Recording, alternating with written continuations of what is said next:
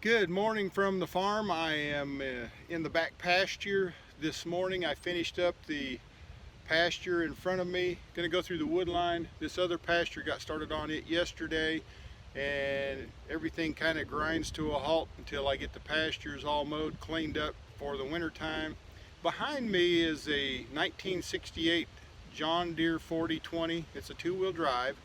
I'll show you the controls. If you've seen any of the previous videos, a couple years ago I rebuilt the motor on this tractor, and we'll get this day started. It is September 30th. It's the last day.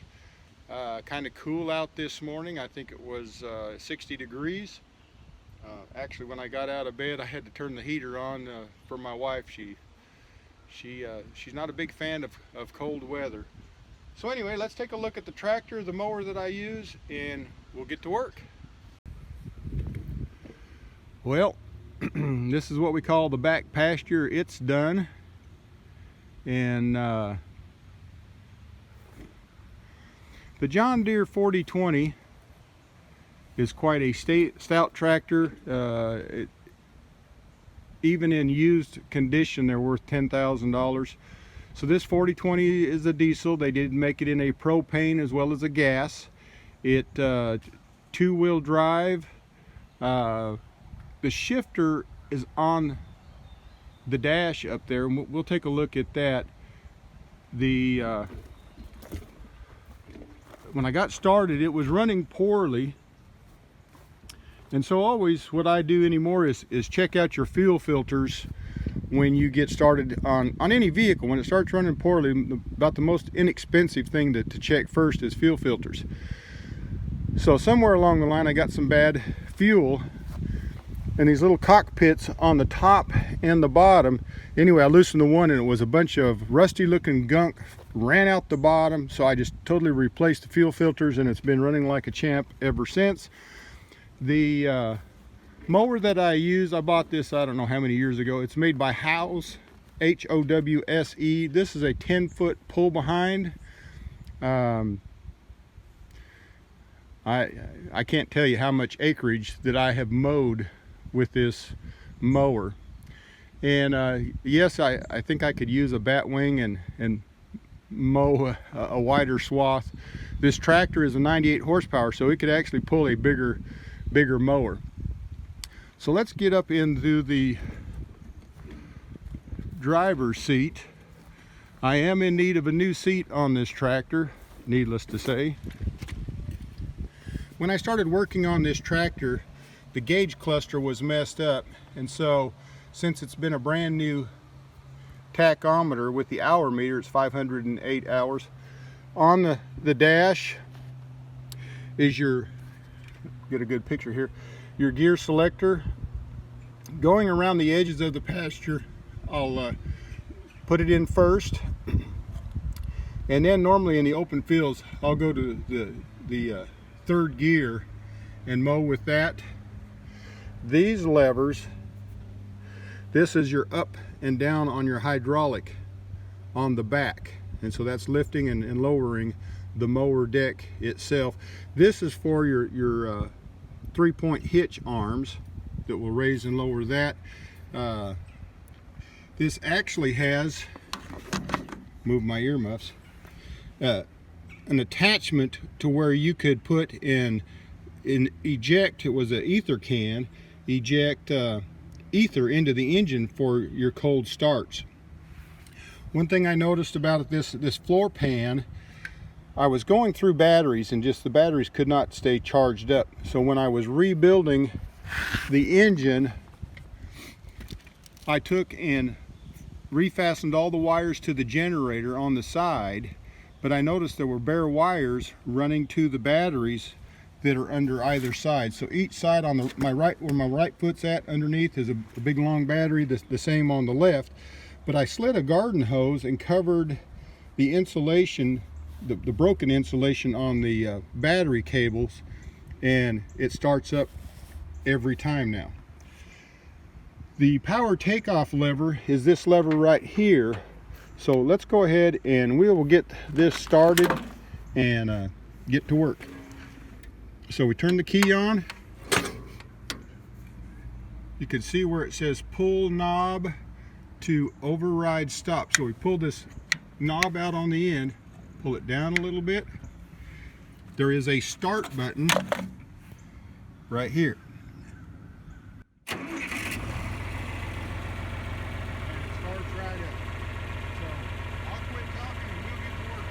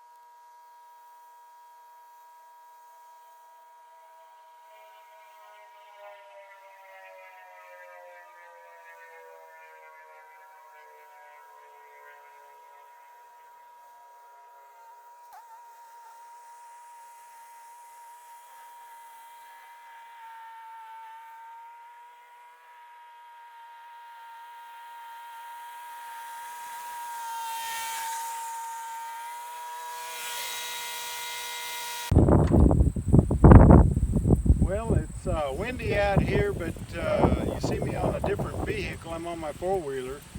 What has happened on the John Deere 4020, I developed a hydraulic oil leak. And so I ran as quick as I could back to the house, I'll take the deck plate off of it on the side where I was showing where the batteries were at. I'll bring you along and we'll see where the hydraulic oil leak is at. On this right hand side, as you get off the tractor, is the battery box that swings out, and there's a large hydraulic line that I believe is the problem. So what I'm going to do is pull this steel plate off on top, and then we'll take a look to figure out which hydraulic line developed the hydraulic oil leak. Stand by. Alright, let me show you what I'm into. So it looks like it's right in here somewhere. This hydraulic line is leaking. Back to the line. It's a steel line. It's running from right here, and if we follow it back, there's a clamp right here, and then it runs right back up to here. I took the cover off. There's a cover like this that was covering this, and this is your fill port for your hydraulic oil. This is your dipstick that gives you your fluid level for the transmission. Well, I got the line off, and I don't know if you can see it, but I believe this is the one that was years ago. It started to leak, and then I had somebody weld this spot right here, but it's leaking right here right now. So I guess I just need to contact John Deere and see about a whole new steel line. And that's what's happening, is it's rusting out, and I've had to replace some others that rusted, you know, over time have rusted out, and replace it. I'll show you real quick what I had to do to get to it. Of course, I took the battery off, and it straddles, and you can lift the whole battery box, and then it fits down in these grooves with a couple of forks, and then it forks in there. A tie down bracket here and one right here. I loosened this bracket, and I'll have to fight to put it back into place. But that, if you step on that, that locks your rear end if one tire is spinning, and it locks them into place. So you can see how it's snaked up in here back to there. So I guess it's time to get on the computer, look it up, see if I can find the part number, and see about get one ordered. Thanks for tuning in.